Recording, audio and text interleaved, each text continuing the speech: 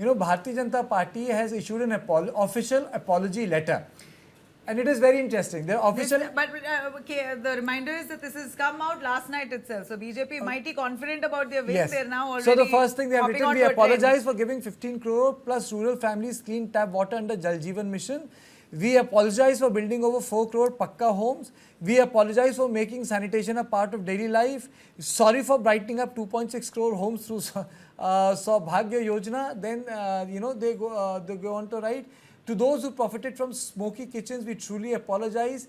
We are sorry for smooth roads and shorter journeys. Apologies for speed of modernization. Sorry for turning Garib Kalyan into action, not just a slogan. And finally, apologies for building a new India that delivers, for providing governance can be about grit, growth and genuine care. To the series of bridge collapses, there's no... is there a thank you for that? The other indication about the NDA is that in this alliance, Mr. Chirag Paswan's party was being said to be a drag as Congress, but they are doing extremely well, which means exceptionally well. Which means that the vote conversion and transfer is happening. Solid. It has been happening and solid. It's not like anybody is left wanting compared to Mahagathbandhan. Absolutely. And as per all the exit poll survey, Jan Swaraj always stayed at 2, and here also it remains at 2. Even on the election, we are also joined by Chitra Batham. Whatever happens to Prashant Kishore, I mean, this is really not a good start. It is, I think, coming around expected lines. Nobody expected Prashant Kishore to win 10 seats or 8 seats.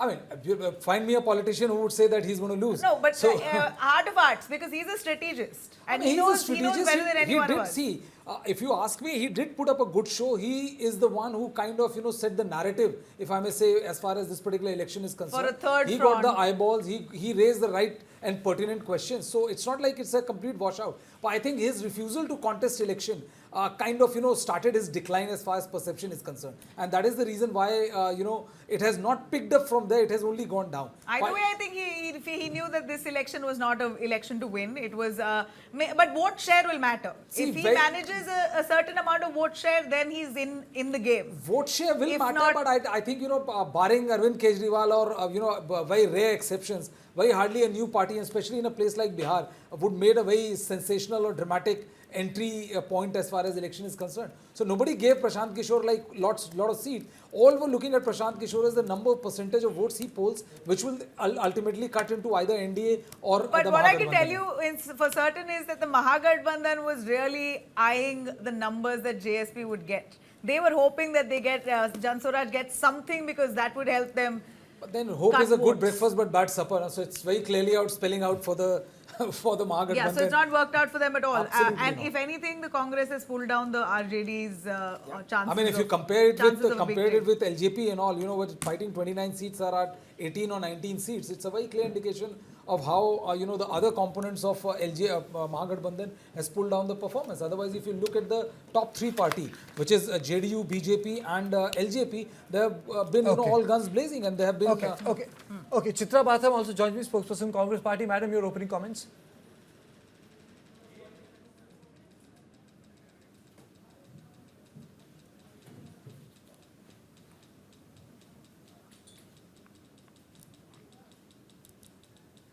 Chitra, am I audible to you? Your opening comments?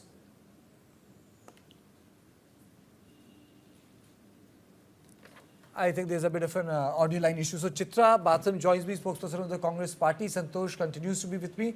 Let me just go across to my colleague Samya. Samya, are you there with me? Yes, Karthikeya. Samya, if you look at the EC data, just take us through the first of all party-wise vote share data, if it is there with you, and party-wise results, what is coming on EC? Well, absolutely. It's very interesting over here, because as far as the percentage is concerned and the numbers that we are projecting on our screens right now, it tells a different story altogether. The BJP stands at 22.81%, while the JDU is at 18.23%, and RJD is actually the larger party with maximum vote share, which is 23.47%. But unfortunately, the Congress party stands at 7.44%. And there are other smaller parties that I want to talk about over here, whether it is the AIMIM, whether it is the BSP, they're all standing around 1.15%, 1.25%. CPIM, for that matter, is less than 1%.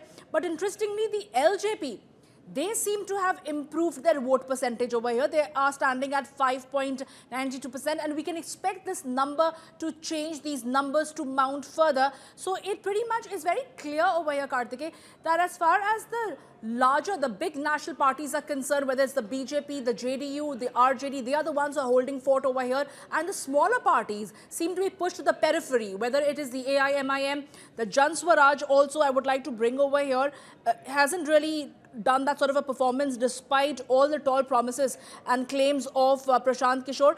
But LJP is turning out to be the dark horse in the scheme of things as far as the NDA is concerned. These are the numbers that these are the percentage that we are looking at, and of course we are going to be keeping our viewers ahead as far as the Election Commission numbers are concerned also, where JDU is right now at 64, BJP also at 64. So neck to neck over there within the NDA. Like I told you earlier, that it looks like some sense of a one-upmanship about who gets a bigger chunk of the pie as far as the NDA is concerned.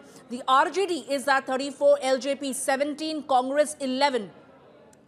Congress is right now in double digit, but it's the LJP's performance that we are looking at right now. So clearly there is something that Chirag Paswan has gotten it right. There's some major connect with the people, the voters, especially again Gen Z. And like I would like to borrow from what Brijesh had said earlier. He's terming them to be the Gen B for Bihar, the Gen B voters who could probably make a difference as far as the young politicians is concerned, showing faith in their leadership.